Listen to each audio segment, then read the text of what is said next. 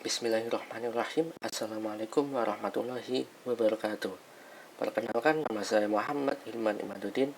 Di kesempatan kali ini saya akan mempresentasikan untuk jawaban dari ujian akhir semester dengan mata kuliah rekayasa perangkat lunak.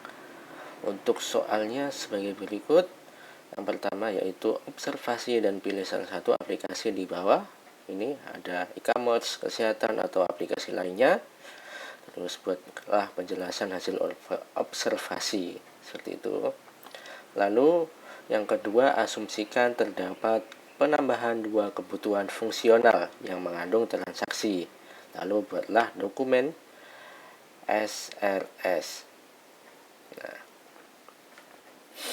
di dalamnya ada deskripsi change request, deskripsi kebutuhan fungsional dan non-fungsional dari butir A nih. Terus daftar use case dan aktornya, lalu use case diagram, lalu use case specification, lalu user flow dan desain mockup, lalu deskripsi teknologi yang digunakan hardware dan software, lalu yang terakhir contoh script UAT terkait user case. Untuk jawabannya di sini. Untuk yang pertama yaitu adalah observasi aplikasi, dan saya menggunakan aplikasi Shopee. Aplikasi yang diobservasi adalah Shopee, salah satu aplikasi e-commerce yang paling banyak dipakai di Indonesia. Shopee mempertemukan penjual dan pembeli dalam satu marketplace, lengkap dengan fitur pencarian produk, chat, pembayaran, sampai pengiriman barang. Untuk kebutuhan fungsional yang sudah ada di Shopee yaitu diantaranya ada user dapat mendaftar dan login ke aplikasi menggunakan email, nomor HP, atau akun media sosial. Lalu user dapat mencari produk berdasarkan kata kunci, kategori, atau filter.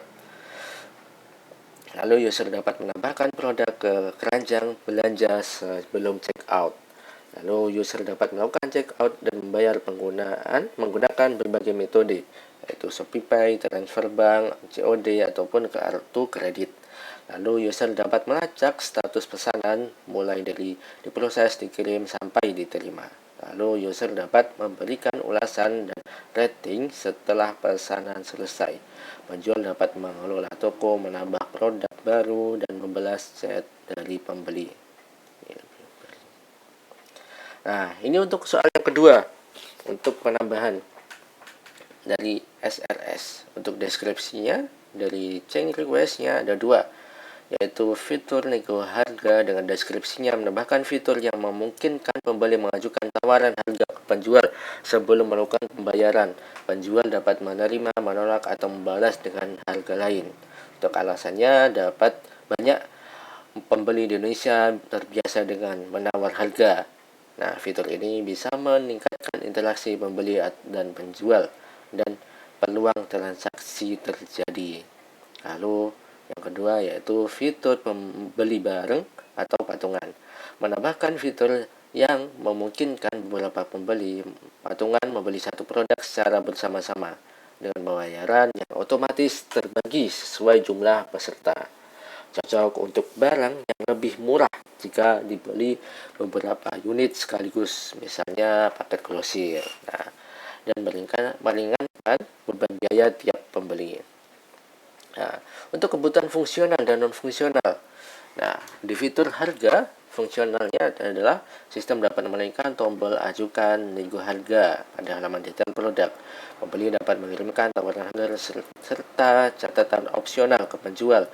Penjual dapat menerima, menolak, atau membalas tawaran dengan harga baru. Lalu sistem mengirim notifikasi ke pembeli saat penjual merespon tawaran.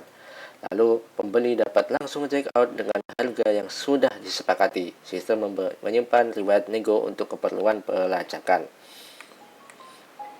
Lalu fitur ini untuk patungan. Pembeli atau inisiator dapat membuat grup patungan untuk satu produk dan menentukan jumlah peserta. Sistem penghitung otomasi harga per peserta berdasarkan jumlah anggota grup.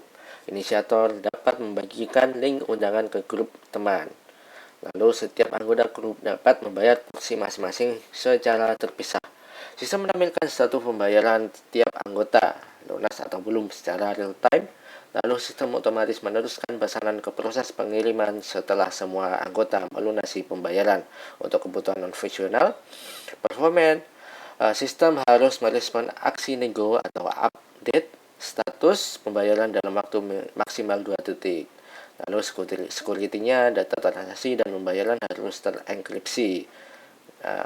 Alur nego dan patungan harus bisa diselesaikan user awam tanpa panduan tambahan. Lalu sistem harus tetap konsisten. Reliability, lalu scalability, sistem harus mampu menangani banyak grup patungan atau tawaran nego. Lalu daftar use case dan aktor. Untuk aktornya ada pembeli, penjual, dan sistem pembayaran.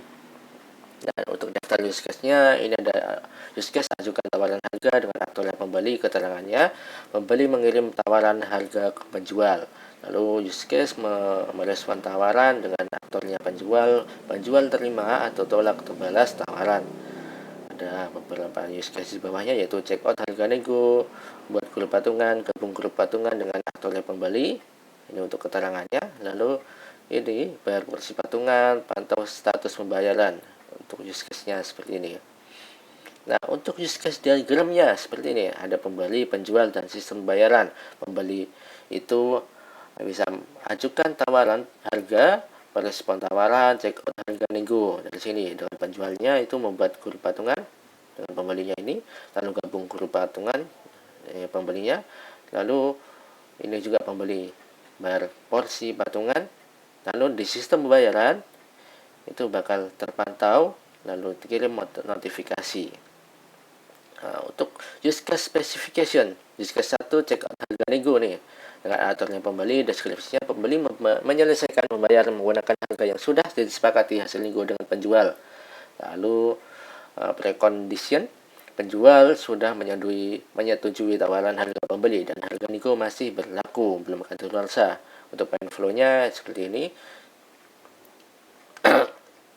Untuk alternatif flow-nya, ini ada dua, ini mengambil dari nomor 3 dan nomor 5. Untuk post condition-nya, pesanan berhasil dibuat dengan harga hasil nego, seperti itu, berarti menjadi diproses. Untuk use case, bayar porsi patungannya dengan aktornya pembeli, yaitu dan sistem pembayarannya, anggota grup patungan membayar porsi harga sesuai bagian masing-masing. Anggota sudah bergabung ke grup patungan dan grup yang sudah menampilkan nominal porsi yang harus dibayar. Untuk main flow-nya seperti ini. Untuk alternatifnya, saya mengambil nomor 4 dan nomor 6. Seperti itu. Untuk post kondisinya, status pembayaran anggota terupdate, seperti itu. Langsung pesanan dituliskan ke pengiriman.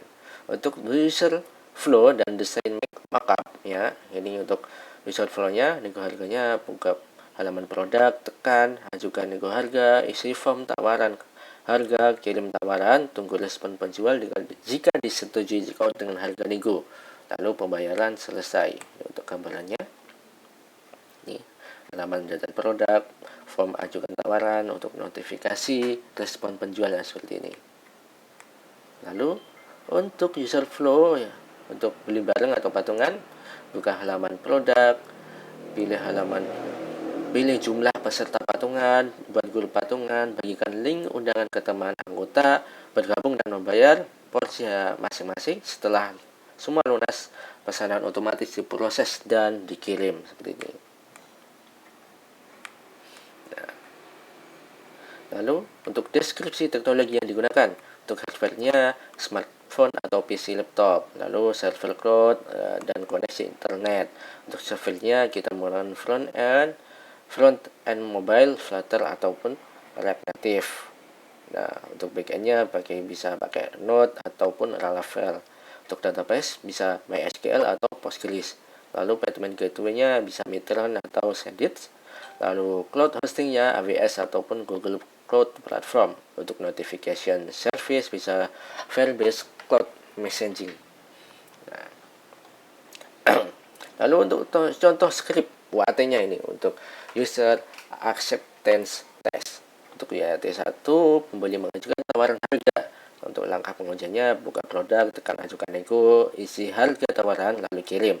Hasil yang diharapkan, tawaran terkirim ke penjual dan muncul di riwayat nego.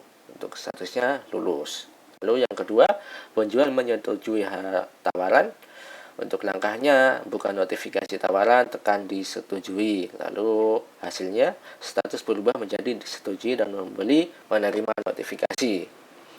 Untuk yang ketiga, check out dengan harga nego sebelum kadaluarsa. Tunggu 1 jam.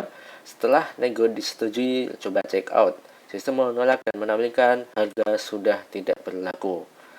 Nah, terus yang keempat, buat grup patungan, buka produk, pilih jumlah peserta, tekan buat grup, lalu hasilnya grup terbentuk dan link undangan bisa dibagikan. Untuk yang kelima, anggota membayar porsi patungan, langkahnya buka status grup, tekan bayar porsi saya, terus selesaikan pembayaran, lalu hasilnya status anggota berubah menjadi lunas. Untuk yang keenam, semua anggota lunas. Pastikan semua anggota membayar, pesanan otomatis diteruskan ke proses pengiriman. Statusnya itu lulus. Contohnya seperti ini. Untuk script, user acceptance test. Baik, mungkin cukup sekian dari presentasi saya kali ini dari saya. Mungkin saya akhiri, mohon maaf bila ada kesalahan. Wassalamualaikum warahmatullahi wabarakatuh.